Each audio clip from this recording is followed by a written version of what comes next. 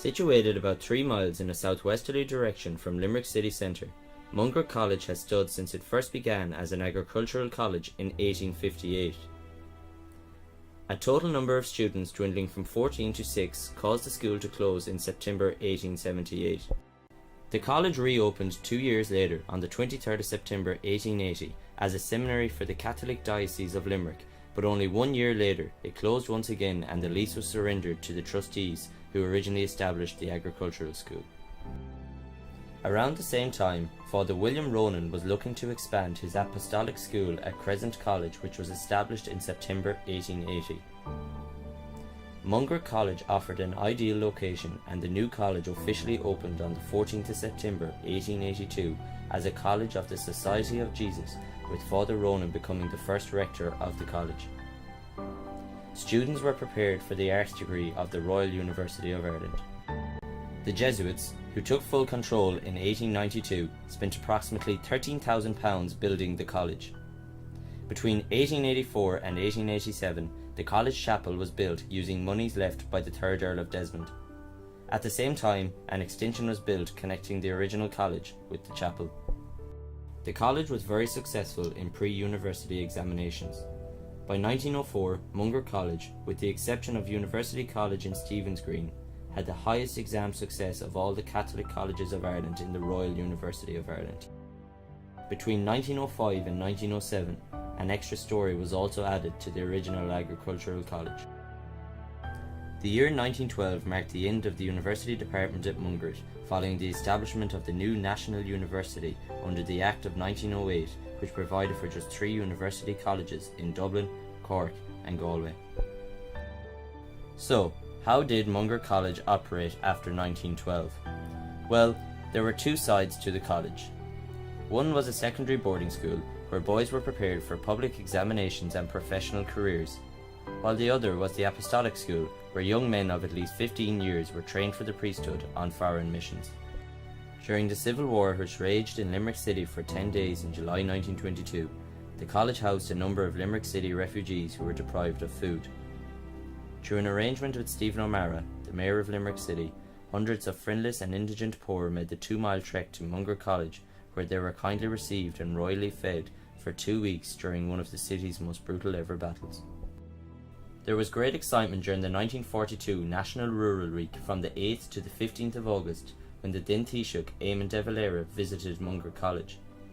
De Valera actually attempted to attend the college as a student in 1898, but his application was rejected. On his visit to the college in 1942, he met with William Bullitt, an American diplomat and former ambassador to France, who was accompanied by David Gray, President Roosevelt's minister to Ireland at the time. The private meeting with Bullitt lasted nearly an hour, who afterwards left Mungret College to catch a flight to New York.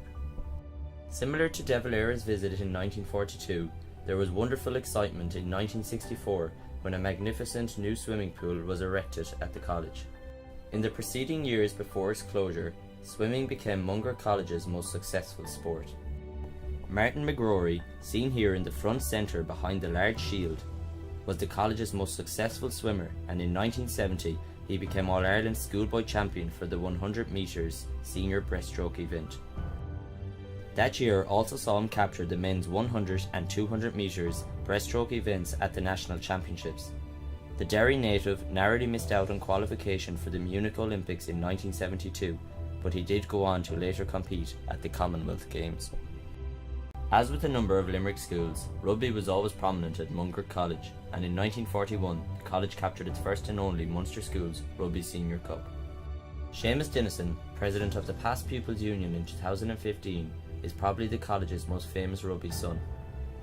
Dennison played a leading role in Munster's famous victory over the All Blacks at Thomond Park in 1978, and his tackle on New Zealand winger Stuart Wilson remains one of the most iconic moments from that game.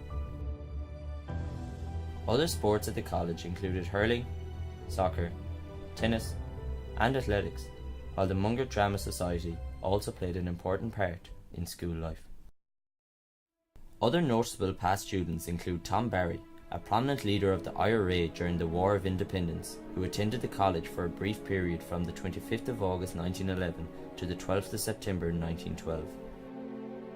Brendan Bracken, also known as the first Viscount Bracken, briefly attended the school in 1915. He later became a British Conservative cabinet minister under Prime Minister William Churchill during the Second World War. Joseph Walsh, a student at the college around the turn of the 20th century, went on to become the Secretary of the Irish Department of External Affairs during the Second World War. Frank Fahey, who attended the college in the late 1800s, would later serve as the Ceann Comhairle of Dáil Éireann from 1932 to 1951. Cardinal Timothy Manning, a student at Mungret from 1923 to 1927, served as Archbishop of Los Angeles from 1970 to 1985. Having become a cardinal in 1973, Manning was one of the cardinal electors who participated in the conclave of October 1978 that selected John Paul II as Pope. However, it is Monsignor Hugh O'Flaherty who is arguably Mungret College's most famous past pupil. A student at the college from 1918 until 1922, the Monsignor was later responsible for saving the lives of over 6,000 Allied soldiers and Jews during the Second World War, and he became known as the Scarlet Pimpernel of the Vatican. The Scarlet and the Black, a 1983 film, was dedicated to the life of the Monsignor, who received a number of awards in the post-war period, including Commander of the Order of the British Empire and the US Medal of Freedom with Silver Palm. Since 1882, the college went from strength to strength under the Jesuits, and the 1960s witnessed new vigour at the college. A year after the erection of the swimming pool, new science laboratories were built, and for every place in the lay school, there were 3 applicants by 1968. The college's recapture of status persisted until its closure in 1974. In its success, sadly, was its demise. There were several reasons for the closure.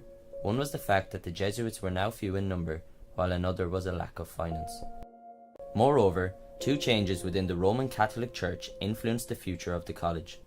A fall in vocations for the priesthood, and there was now a new emphasis, approved by the Second Vatican Council, on the integration of philosophy and theology, which Mungret College could not guarantee.